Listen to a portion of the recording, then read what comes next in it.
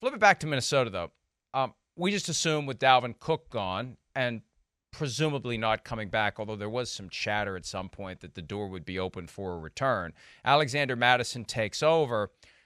And I've believed all along that there's an opening for more guys to be involved in the running game. It won't just be the Alexander Mattison show. Ty Chandler, a guy that the Vikings really liked last year, didn't play a lot last year, played a lot last night. Here's Vikings coach Kevin O'Connell talking about running back Ty Chandler. Ty Chandler jumped out just anytime he had the ball in his hand, very rarely tackled by the first defender. That was in space, catching the ball, and then picked up really where he left off as far as his ability when the lights come on to, sometimes turn into a different guy. And, now I want to see it every single day and really see him be consistent because he's proven, when it goes live and it's real football, he's a tough guy to bring to the ground.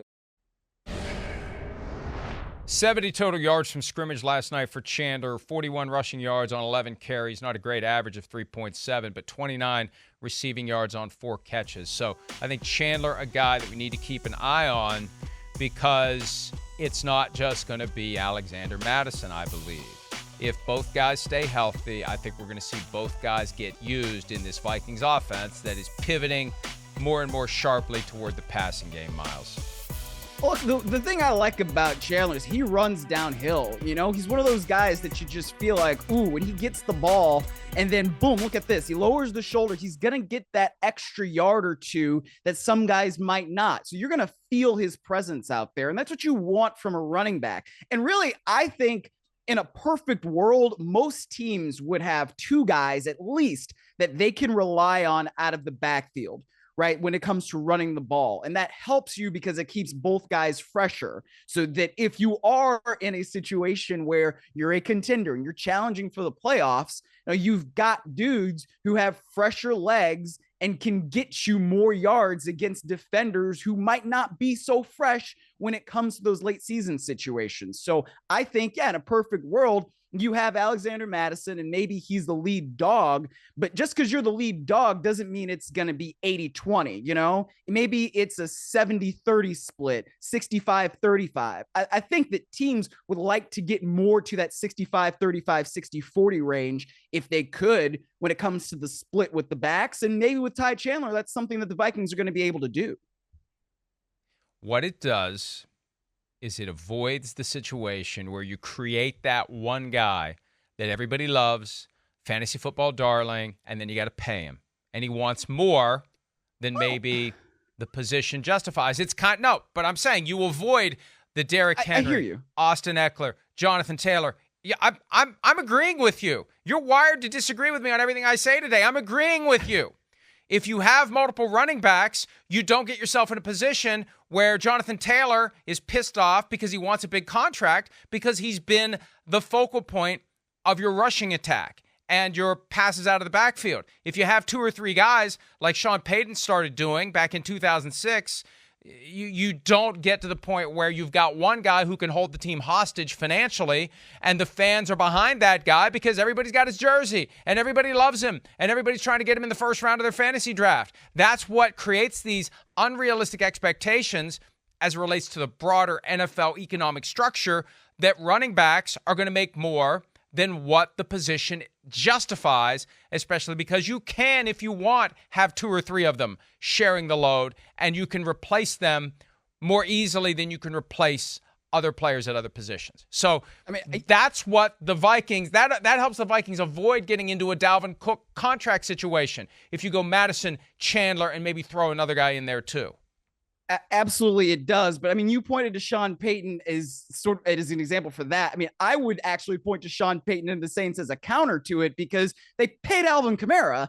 So it's not like, once you get into whatever situation you're in, they had Mark Ingram, they had Kamara when they were at their best, in the late Drew Brees era, they had those 2 dudes, but it's not like they didn't pay Kamara. They did. So if somebody's really productive and, you have 2 guys or whatnot, you're still going to have to pay somebody at some point. And right, exactly. Unless you say, all right, goodbye. We love you. We appreciate you, but goodbye. And we're going to continue to do something else in this factory. So, it's 6 of one, half a dozen of the other, I guess. But it's not like, when you put guys in those situations where it's more than one, you're not completely going to have to pay anybody ever.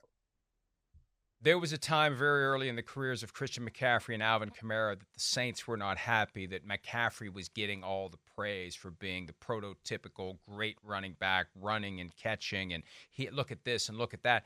And their argument was McCaffrey. What's per he done? right, but can I finish? May I? Sorry. Please. Actually, I'm not. The argument that the Saints were making was per touch, Kamara was better. Per touch, Kamara's more effective. Mm-hmm. And my reaction was like, well, why don't you use him more then?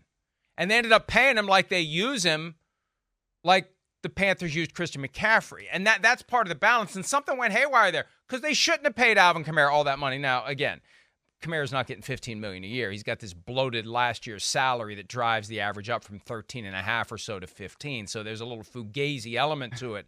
But the point is this. You do short circuit the whole benefit of having multiple running backs if you pay one of them market value. That's the whole idea.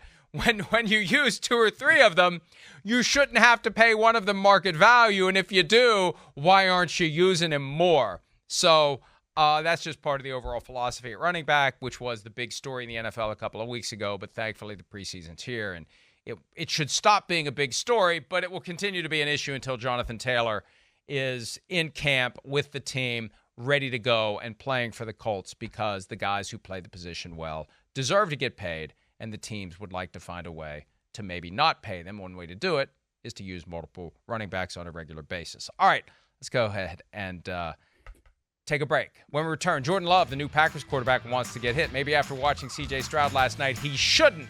But regardless, it's coming for Love as the preseason starts. We'll discuss that next here on PFT Live.